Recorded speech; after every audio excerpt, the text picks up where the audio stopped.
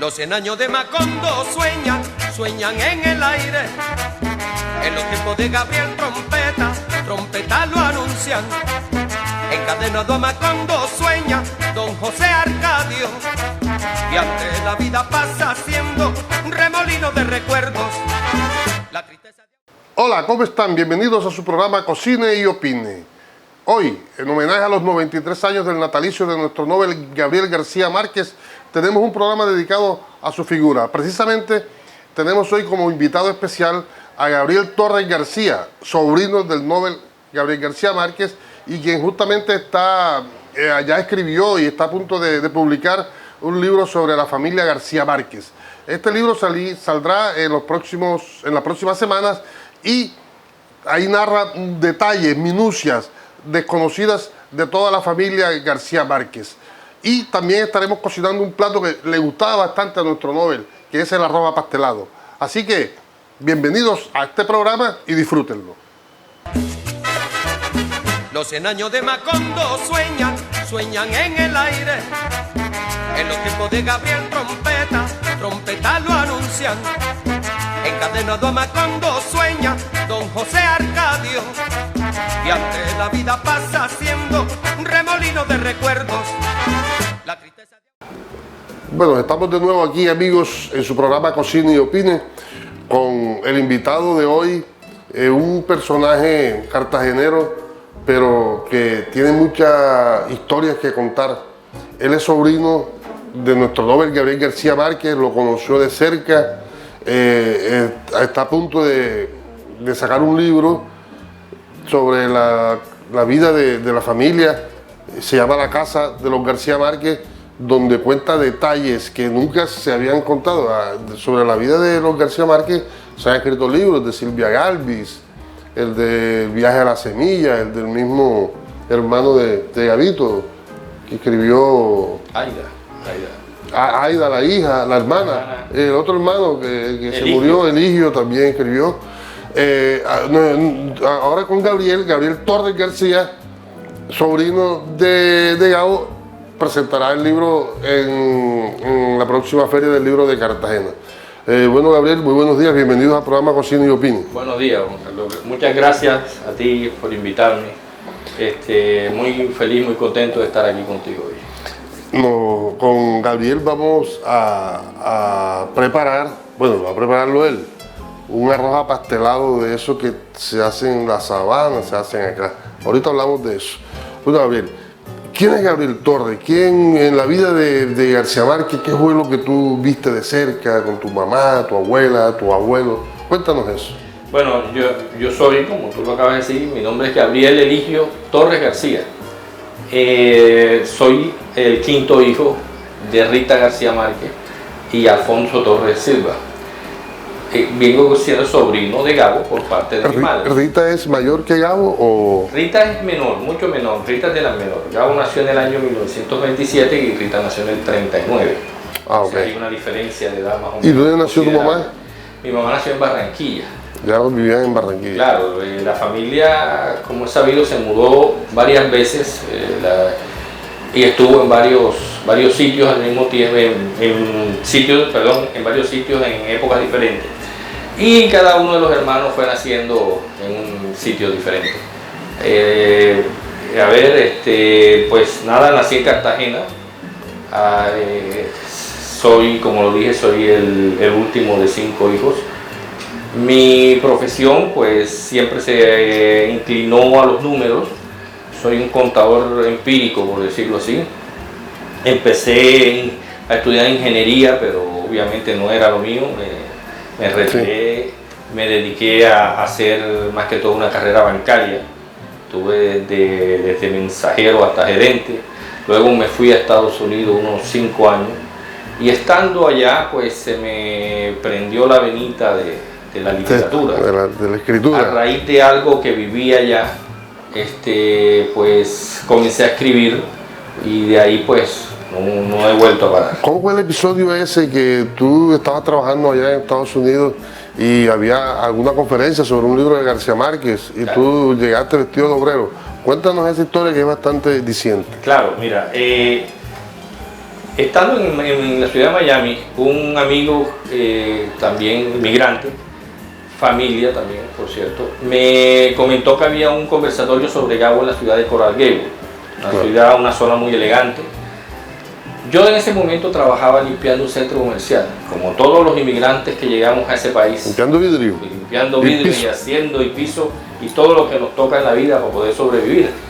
Entonces le comenté, ¿sabes? No me interesa. Yo en ese momento, o hasta ese momento, no me interesaba para nada la literatura, a pesar que crecí en medio de ella. No me llamaba la atención, hasta me aburría la literatura. Entonces de inmediato le dije que no me interesaba y no iba a asistir, ¿no? A los 2 días de esa conversación, yo venía de trabajar y me desvié por la ciudad de Coral Gables por el tráfico que había, y en un momento me di cuenta que estaba un semáforo en rojo, y ese semáforo estaba en la esquina del auditorio, donde en ese momento comenzaba a hacer el conversatorio. Se empezaron 2 veces, me metí, asistí. El ambiente estaba a media luz, estaba iluminado el escritor que exponía pues la vida de Gabo, y yo me puse acá de último en la primera silla que encontré. ¿Era un cubano? Era un cubano, de origen cubano, pero parece ser, por lo que me he enterado después, que fue criado, era un cubano americano. Okay. Ya tenía muchos años de vivir en Estados Unidos, pero era de origen cubano. Y el hombre, hizo una exposición muy buena sobre la vida literaria de Gabo y la vida periodística de Gabo.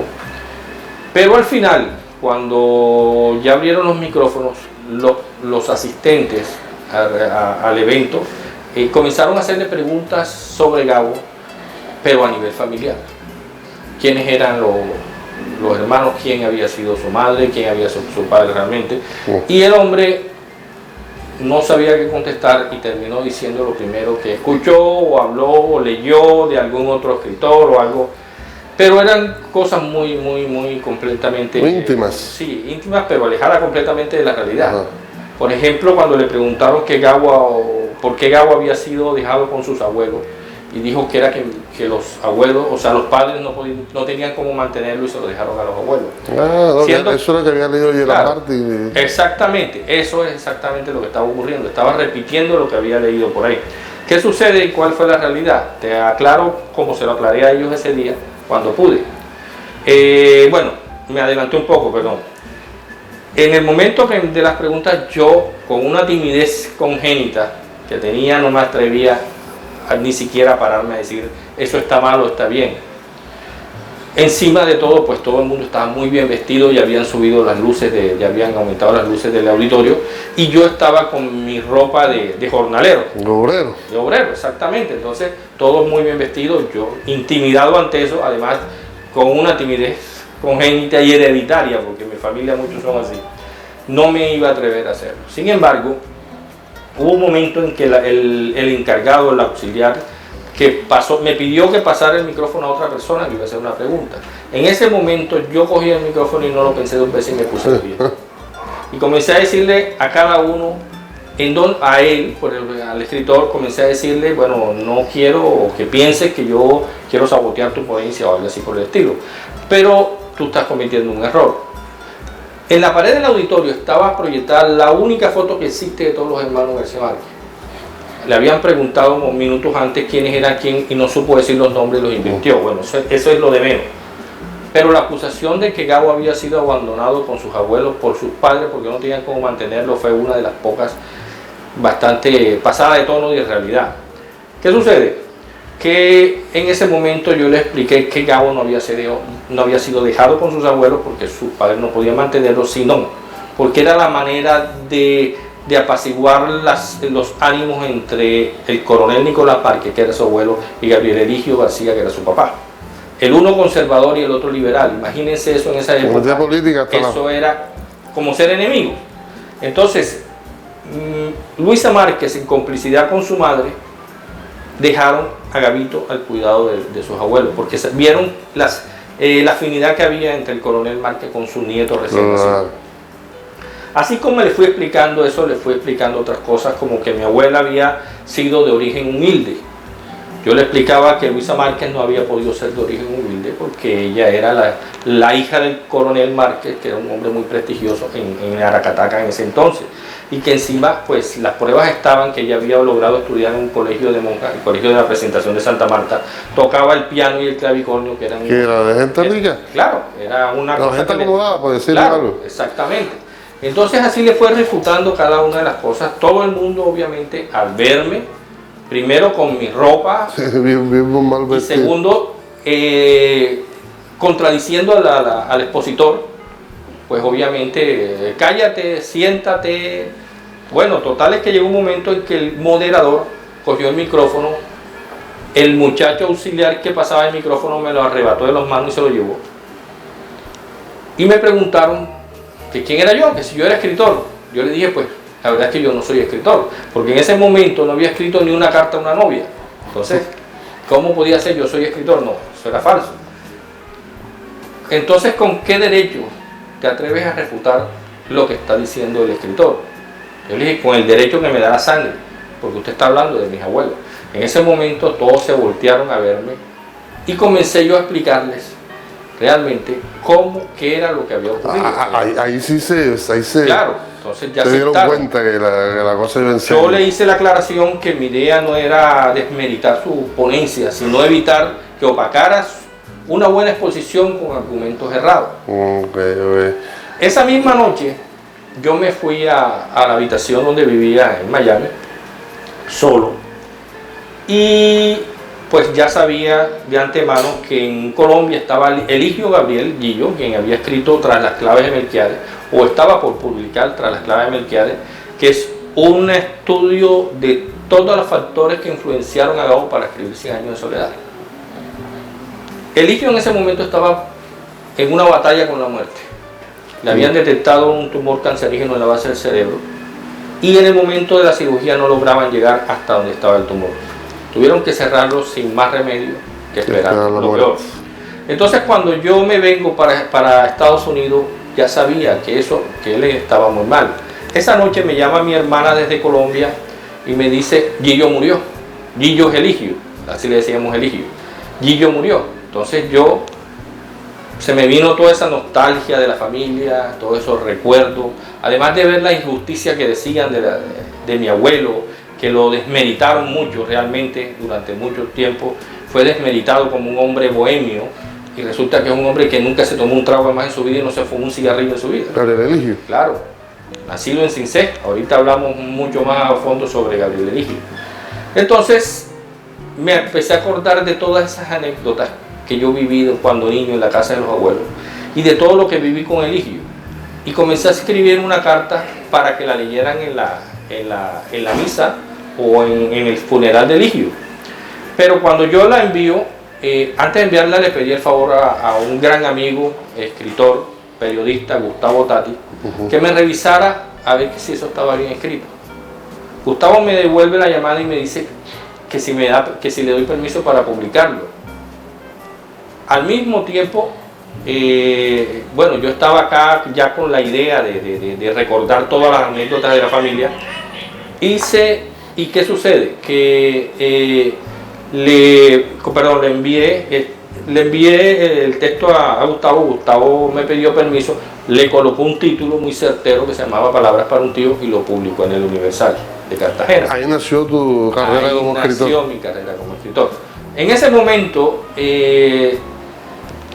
pasaron una semana después de ese suceso y mi madre me llama a Estados Unidos a decirme, hijo, aquí en Cartagena todos en la calle me paran a felicitarme por mi hijo escritor. Dije, ¿en qué lío me he metido? Tienes que seguirla. Tenía que seguirla de alguna manera. Entonces, después de eso, pues, obviamente, continué escribiendo cositas para el Miami Herald, para el Nuevo Herald de Miami, y mandando muy esporádicamente al Tiempo, al Universal, acá a los periódicos de Colombia. Bueno, Gabo, ¿cómo fue esa relación tuya ya personal, tanto con el Premio Nobel y con su familia, con Mercedes y eso? Claro, mira, cuando mi padre y mi madre se casan, entre otras cosas, es de las hermanas, es la única que tuvo hijos. Entonces, obviamente que sus nietos se acercaron más a los abuelos. Nosotros vivimos o cerca o con los abuelos durante toda mi vida. Entonces, yo tuve de cerca, muy de cerca, a mis abuelos, por lo tanto tenía Gabo. Estamos hablando de Luisa Santiago. De Luisa Santiago y de Gabriel Eligio García. Entonces, ¿qué sucede? Que el centro de toda la familia era la casa de mis abuelos. Ahí llegaba Gabo cada vez que venía de vacaciones, ahí llegaba todo el mundo. Y hay un dato muy curioso de un texto que yo escribí que se llama Un señor de bigotes vestido de blanco, que fue el momento en que yo conozco a Gabo siendo consciente de que...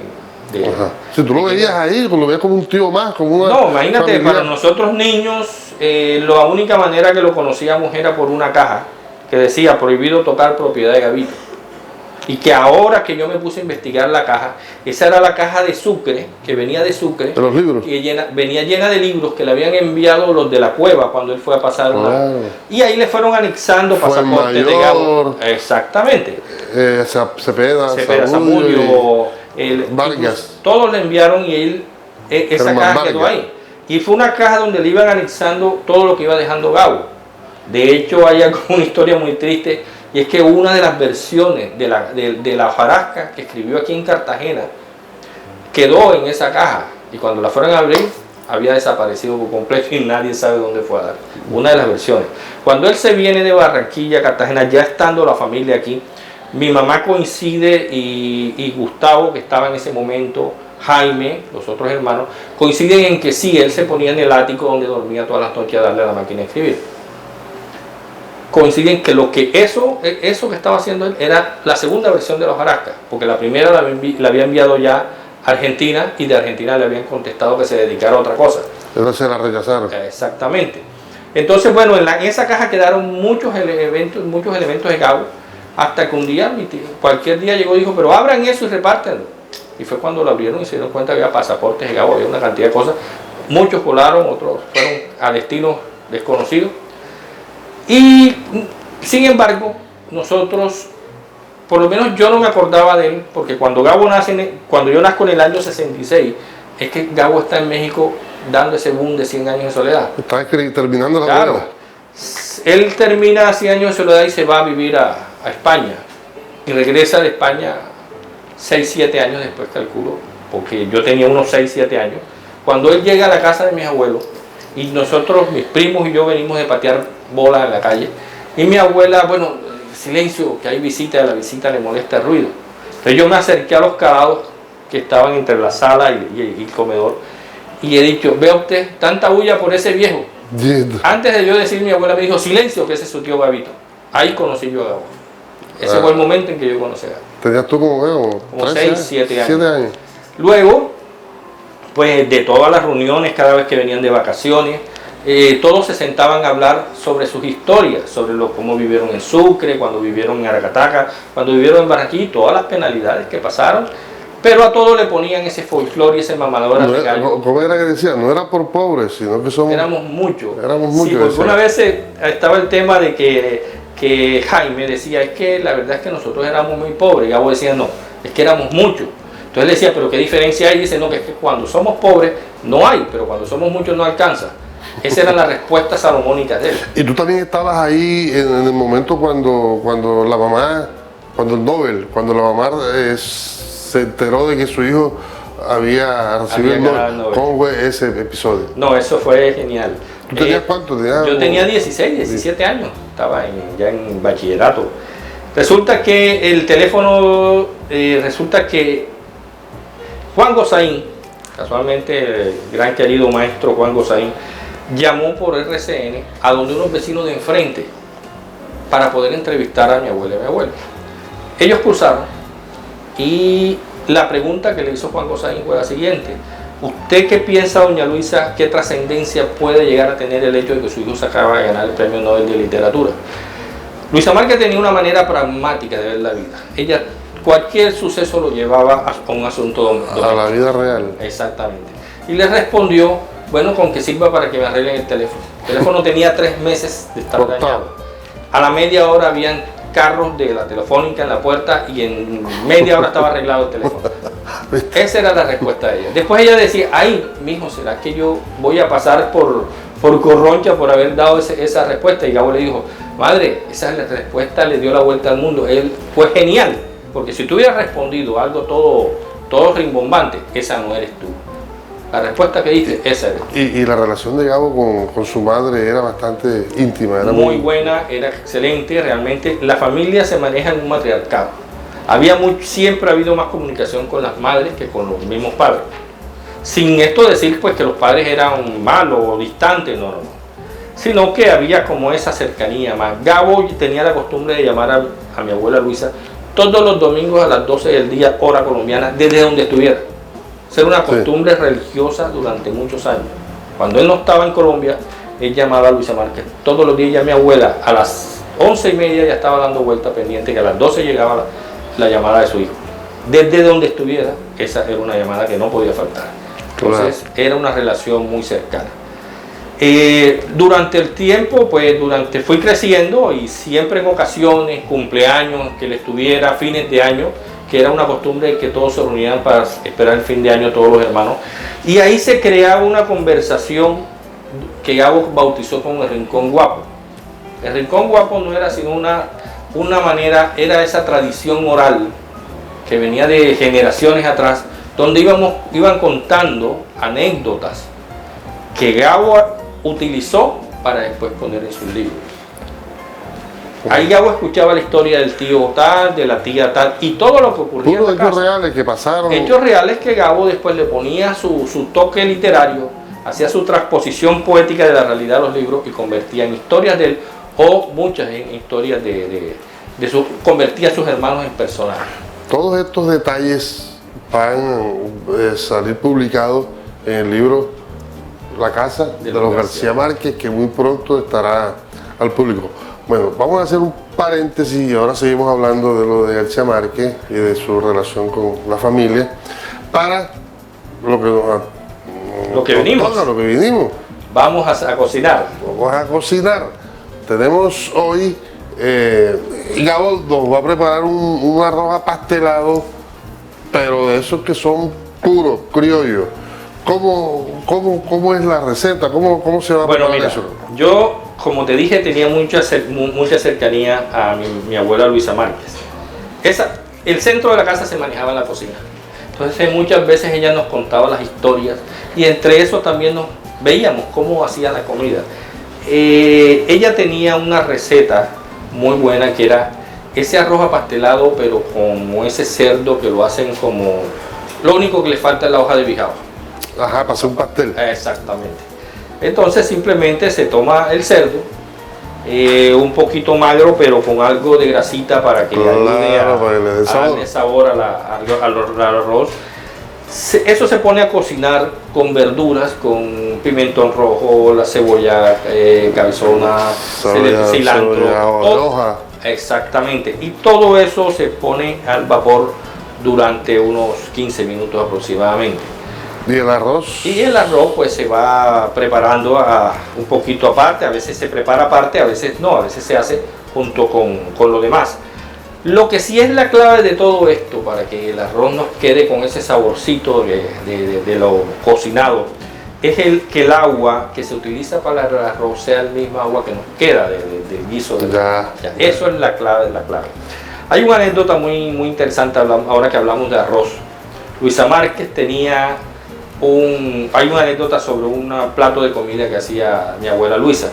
En algún momento no tenía nada que preparar, imagínense, para tanta gente, y encontró una salsa de camarones congelada y encontró unos pocos camarones sueltos. ¿Qué hago? Y cogió una cantidad de verduras con la salsa de camarones y todo eso y lo licuó. Hizo un arroz de camarón. Cuando ella sirve el arroz, que por cierto, como ella decía, tuvo buena venta, o sea que todo el mundo se lo comió, todo el mundo le preguntaba, bueno, abuela, pero este es un arroz de camarón. Dice, sí, pero este es un arroz de camarón sin camarón. Y así se quedó, arroz de camarón sin camarón. Ese era Luisa Márquez. Pero si tenía su camarón, pero tenía... Claro, y ese de una manera nos muestra lo recursiva que era esa señora ante la adversidad de la vida. Y también él se va a acompañar con un plátano. Claro, un plátano en tentación que no puede faltar en el plato. para darle ese toque dulcecito y ese toque sabanero al mismo tiempo. Y la ensalada de aguacate también nos falla, esa también viene. Bueno, ahora sí, bueno, prosigamos. Lo del el papá de García Márquez, pues en la biografía de Gerard Martin, en muchos, como tú dijiste anteriormente, los que leen eso, los que se han hecho una idea de que el papá de Gabo, pues había como una cierta rivalidad entre ellos, que el papá no gustaba de él o que lo abandonaba. Eso es una gran mentira. El papá de Gabo con él también tuvo muy buena relación. Cuéntanos cómo fue ese. Bueno, mira, la imagen de Gabriel Eligio García, de ser ese hombre severo, ese hombre estricto, realmente Gabriel Eligio siempre fue un hombre estricto, obviamente, porque él siempre procuró que sus hijos fueran hombres de bien. Entonces él era así, a veces era estricto, pero también era muy amable con sus hijos, muy amoroso con sus hijos. Y quería que Gabo fuera abogado, creo. Él quería inicialmente que Gabo fuera abogado porque era una manera como de tener el poder en la familia, como que la familia hiciera parte del poder. Así relacionaban la carrera de derecho en ese entonces. Y aún así lo impulsó para que Gabo fuera abogado. Cuando Gabo decide ser escritor, o por lo menos cuando se lo hace saber, él al momento se contradice porque dice, hombre, irás a comer papel. Porque no te prohíbo que seas escritor, o sea, puedes ser escritor, pero también puedes ser abogado. Y Gabo decía, yo no quiero ser otra cosa que no sea escritor. Entonces ahí hubo un choque, pero rápidamente mi abuelo pues entendió que Gabo, ese era su don y ese era su sueño. Obviamente que para él, que veía todo más práctico, él quería que su hijo estudiara una carrera que le diera una posibilidad de sustento en el futuro. Y ser escritor en ese momento era casi como morirse de hambre. Era tirarse al vacío. Claro, entonces Gabo simplemente con el tiempo le fue demostrando a él de que realmente eso era lo que quería y que podía vivir de la escritura. Obviamente que pasando todas las penalidades, pasando todas las dificultades, Gabo terminó siendo escritor. Y otra polémica que hay también es que le decían el telegrafista de Aracataca, y en Cincé dicen, no ningún Aracataca, él es el telegrafista, claro. Aunque nunca fue telegrafista en Cincé, él fue telegrafista en otras partes. Te explico algo. Gabriel Eligio García Martínez nace en Cincé el 1 de diciembre del año 1901, algo así, 1901, un 1 de diciembre. Un domingo, por cierto. Entonces, ¿qué pasa? Él hace su vida en Cincé, trata de estudiar medicina en Cartagena. En el año 21 llega a Cartagena, se queda sin sustento. Era la capital, claro, del Gran Bolívar, que era Sucre, Córdoba, claro, todo eso. Se queda sin sustento porque su padre le dice que no puede seguir ayudándolo. Sin embargo, Enrique Pareja, Enrique H. Pareja. Exactamente, era su primo. ¿De Cincé también? Sí, y dijo, te puedo ayudar, pero en ese momento tampoco pudo ayudarlo. Dentro de las cosas que luego van a parar a los libros, existe ahí un datico que muy pocos conocen, que Gabriel Eligio, para poder aguantar y ganarse unos pesitos aquí, consiguió una máquina de escribir y se sentaba en el portal de los Dulces a escribir cartas comerciales. También incluía las cartas de amor. Y él mismo contaba una anécdota de que en más de una ocasión le escribió la carta a la novia y después venía el novio para que él escribiera la misma contesta.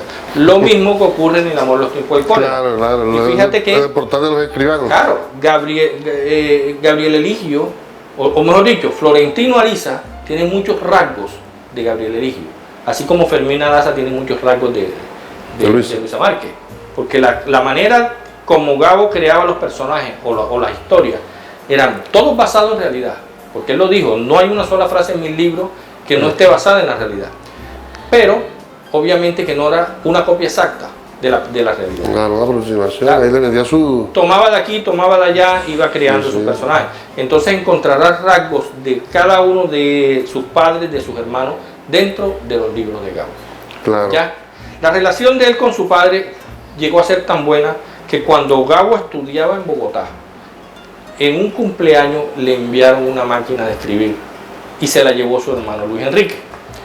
Pero como no tenían plata para celebrar el cumpleaños, fueron y empeñaron la máquina. Nunca la probó. Claro, dice Luis Enrique, que antes de fallecer, había fallecido Luis Enrique hace rato, que en el momento antes de dejar la máquina, el dueño de la casa de compraventa movió el rodillo y salió una tarjeta que decía: en adelante, perdón, te soltamos la perra, en adelante el camino es tuyo. Luisa y Gabriel, marzo 6 de 1946. 47. 47-48. No, el Bogotazo fue en Bogotazo, 9 de abril. Marzo del 48. Esa máquina quedó ahí y se vino lo del Bogotazo, del asesinato de Jorge Luis Gaitán. Cuando ellos quisieron ir a rescatar la máquina ya habían quemado todo la compraventa. Nunca escribió una letra en esa máquina. Fue cuando Gabo decide venirse para Cartagena a continuar los estudios en la Universidad de Cartagena y alcanzó a hacer algo así como un año más de derecho, pero ya definitivamente venía contaminado con la literatura. Y el papá, Gabriel Eligio, aquí lo conocía mucho en Cartagena porque él iba a la gobernación, él trabajó, claro, o prestaba plata, algo así. No, él era pensionado de la gobernación, él trabajó con el Estado y con la gobernación. Y continuó prestando plata y se paraba ahí debajo de la gobernación. Margarita García, que es una de mis tías, trabajaba como cajera en la gobernación. Y mi abuelo siempre estaba ahí dándole vuelta, y ahí tenía sus negocios, ahí hablaba con sus amigos, hacía sus tertulias y todo eso. La gobernación quedaba en el Palacio de la Proclamación. En el Palacio de la Proclamación. Ahora queda por allá por Turbago. Claro. No, hablemos de Cincé. Cincé, bueno, hay la historia de García Márquez ha sido contada muy por el lado de Guajiro, muy por el lado de Coronel Márquez, de Luisa, su madre, que nacieron por allá por Barranca, Guajira, y la historia de la Guerra de los 1000 días, lo de Aracataca, Magdalena, lo de las bananeras, la masacre de las bananeras, pero poco se ha tenido en cuenta el lado sabanero de Gabo, el lado de acá de Bolívar el Grande, que también tienen su razón y tiene que tener algo en la sangre sabanera de Gabo también para su inventiva, para su repentismo. Claro. Bueno, como te dije, Gabriel Eligio nació en Cincén. Cuando ya él viene decepcionado de que no pudo seguir la medicina, pues había hecho ya unos cursos de homeopatía, pero estaba ahí un poquito crudo todavía. Él llega a Cincén con la idea de hacer el curso de telegrafía. A él le enseñan una persona que había sido un maestro de la escuela, y el hijo del maestro también aprendió. Entonces, ellos se quedan con la plaza de Cincén, y a Gabo le consiguen a Gabriel Eligio le consigue una plaza en otra parte. En San Marcos, creo. En San Marcos Sucre. Y entonces, ¿qué sucede? Que Gabriel Eligio nunca fue telegrafista en Cincén. Gabriel Eligio fue telegrafista en la mitad de Sucre, además en Aracataca, inclusive en Riohacha, pero nunca lo fue ahora, todo esto... ¿También ejerció como homeópata? Fue médico, homeópata muchos años, y fue farmacéutica, tuvo varias farmacias en el transcurso de su vida. Y fíjate lo que tiene Cincén y la zona de Sucre, tan importante no solamente en la historia familiar, sino en la historia de las obras de Gabo. Yo siempre he dicho y sostengo, por lo que he estudiado ahora la familia, que 100 años de soledad no es sino la historia de la familia escrita entre líneas o cifrada entre líneas. Y para mí, Macondo no es solamente Aracataca. Macondo es cualquier pueblo del Caribe. Obviamente basado en sus nostalgias de Aracataca, como lo dijo él, pero también con mucha influencia de la zona de la Mojana. De Sucre. De Sucre. La familia después de viajar tanto, en el año 51 se establece en Sucre casi que 10 años o más. Fue en la única parte donde duraron más tiempo, exceptuando Cartagena. Claro. Pero la familia se mudaba casi que ¿En Sucre vivieron cuánto? En Sucre llegaron en el año, mi mamá nace en el 39, en el 40 llegaron a Sucre, nace Jaime García en el 40, y del 40 al 51 estuvieron. 11 años. Y era tantas, eso que dices tú es verdad, porque era tanta la influencia de Sucre, que en el recibo de matrícula en el registro en la Universidad de Cartagena, con letra del propio García Márquez, dice nacido Sucre, Sucre, no dice nacido Aracataca. Claro. No sé qué pasó ahí, si de pronto era que tenía Sucre, Sucre en la cabeza, pero ahí dice, ahí en el claustro de la Merced, claro. que están ahora exhibiendo. Tuvo que ser en momento un error de cálculo, pero no, sí, o sea, para él, mira, ellos vivieron prácticamente menos de un año en Cincé, la familia como tal, vivió menos de un año en Cincé, pero 11 años en Sucre, y vivieron aproximadamente de 3 a 6 meses en Magangué. También. Estando en Magangué, él conoce a Demetrio Balcha y conoce a su hija, que es Mercedes. Ahí es donde él conoce a Mercedes. Claro. Luego, cuando se van, se regresan a Cincé, muere el abuelo muere el abuelo del coronel Márquez, Nicolás Ricardo, en el año 37, 6 de marzo, 4 de marzo del 37, y se devuelven para Aracataca. Luego pasan al 39 Barranquilla, que es donde nace mi mamá, y se devuelven el 40 a Sucre, que es donde nace Jaime. Pero otro personaje que tampoco hemos hablado, que también es un personaje de leyenda y que hay que también estudiarlo, es la abuela de García Márquez, la abuela Mina. Tranquilina. Bueno, por un lado, por el lado Guajiro, está Tranquilina. La Tranquilina la he estudiado por el lado sabanero está Argemira García. Argemira García. Toda la época. Exactamente. Argemira García era una mujer del armas tomar. Ella no era una mujer atenida a las reglas ni a las impuestas por la sociedad de la época. Y ella siempre, en 3 ocasiones, trató de buscar el amor de su vida. Desgraciadamente no se le dio. Pero si ella estaba con un hombre y el hombre no le servía y al final le salía... Lo abría. Bueno, era zapato viejo. Aún así, nunca perdió el respeto ante la sociedad. Y a él le decían Niña Mina o Doña Mina. ¿Por qué? Porque siempre existió el respeto hacia ella. Claro. A pesar que tuvo hijos con hombres diferentes, que en la época eso era imperdonable, a ella siempre le mantuvieron su respeto. Ella era apellido García, ¿verdad? Ella era apellido García. Por eso es que García Márquez tiene apellido García, pero él ha tenido que ser Martínez, claro, o Garrido. Mira, Leandro Garrido, el abuelo de Gabriel Eligio, era hijo, tiene un hijo natural con Sotera Martínez, que viene siendo Gabriel Martínez. Luego se ponía el apellido de la mamá. Exactamente, por costumbre de la época tomaban el apellido de la mamá. ¿Cómo decía? No, ese hijo, claro, decían que no era de la familia, ¿no? Era hijo natural. Natural. Decían hijo natural. Ahora no. Ahora, resulta que cuando nace Gabriel Eligio, su papá tiene el apellido Martínez, no el Garrido de su abuelo. Ajá. Entonces, cuando Gabriel, mi abuelo, nace, toma el apellido García de Argemira, no el Martínez que tenía. Mira todo eso, esa es una entonces, invierte Martínez, García Martínez, toma de segundo el apellido del papá, porque su papá, que era Martínez Garrido, ¿sí? Había tomado el Garrido como segundo apellido, y era su primer apellido. Sí, García Márquez era para que se llamara Gabriel Garrido. Gabriel Garrido García. Gabriel Garrido Márquez. Garrido Márquez. Bueno, vamos a darle un poquito más a la manivela. El libro que en el que estás, vamos a ver todas estas historias. Claro, mira. Cuando en ese proceso en que yo comencé a darme cuenta de todas estas historias erradas, de todo esto que tergiversaban, o a lo mejor no por mala leche ni nada por el estilo, sino por mala información. Desconocimiento de causa. Debido a que Gabo mantuvo siempre una privacidad en la familia. Trató de que el resto de la familia estuviera al margen de la vida social y política. Tú sabes la violencia que se vive en Colombia desde los tiempos de los bisabuelos.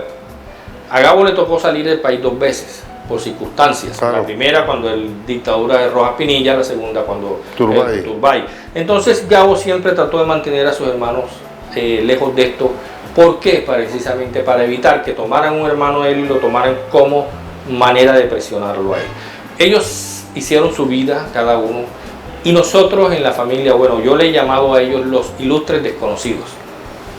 Hermanos del ilustre Gabo, pero que muchos no saben quiénes son, y qué vida tuvieron. Eligio, exactamente. Aparte de Eligio, de Jaime, y un poco ahora de Aida, que escribió su libro Gabito, el niño que soñó a Macondo. Entonces, todo esto fue naciendo de la inquietud de la familia, mis tíos, mi tía Aida. Bueno, Gabo, tú estás escribiendo, dedícate a esto, cuenta la historia de la familia como es, cuenta la historia de la realidad de lo que sucede en la familia. Entonces decidí comenzar a recoger todas las anécdotas en la familia por medio de lo que Gabo llamó el Rincón Guapo. O sea, estaba haciendo en pocas palabras el ejercicio que hizo Gabo 40, 50 años atrás. Y comencé a escuchar las anécdotas de mis tíos, de mis tías, a recordarlo, y mis primos, que se acordaban, mis primos mayores, a recordarme los anécdotas. ¿Cuántas páginas tiene el libro? Más o menos puede tener 290 y pico páginas. ¿Lo vamos a ver publicado cuándo? Aproximadamente en julio. ¿A la Feria del Libro? Claro. El del 21 al 25 de julio se va a realizar la Feria Latinoamericana del Libro en Cartagena. La idea de ese lanzamiento es hacer el lanzamiento, pero al mismo tiempo resaltar de alguna manera a esos tíos ilustres desconocidos, por lo menos los que quedan vivos todavía. De todo eso que tú investigaste, ya para finalizar, Gabo, ¿cuál es el personaje más fascinante de tu familia? Mira, aparte de García Márquez. Aparte de Gabo. Mira, yo te diría que hay un conjunto de muchos, y de casi todos. Cada uno tenía su... Cada uno tiene su historia, una historia que tú te pones a pensar y dices, wow, este es un personaje de macondiano. Y todavía nos seguimos encontrando con personajes macondianos en la familia.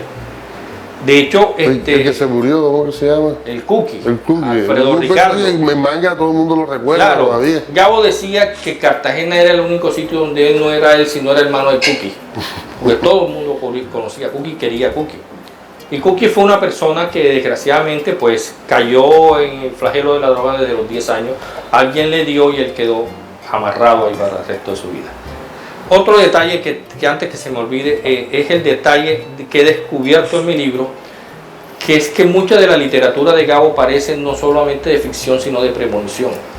Sí. Fíjate tú, en la familia se repitieron muchas cosas que se dieron en 100 años de soledad. El último de los Buendía, que era Eligio, murió después de haber descifrado las claves de Melquiades. Sí. Su libro se llama Las claves de Melquiades. Y Gillo muere una semana, casi un mes después de haber publicado el libro.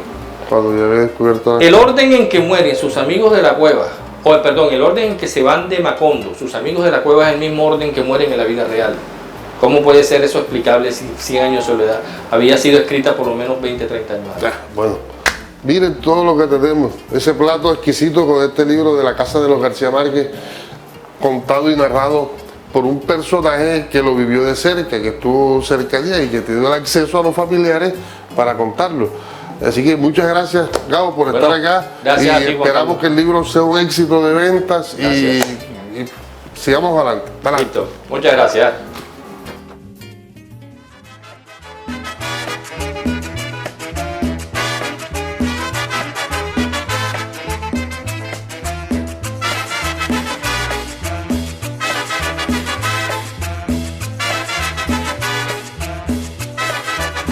Los 100 años de Macondo sueñan en el aire. En los tiempos de Gabriel trompeta lo anuncian. Encadenado a Macondo sueña don José Arcadio. Y ante la vida pasa siendo un remolino de recuerdos. La tristeza de Aureliano, el cuatro, la belleza de Remedios, violines, las pasiones de Amaranta, guitarras, el embrujo de Melquía de trombones. Úrsula, 100 años,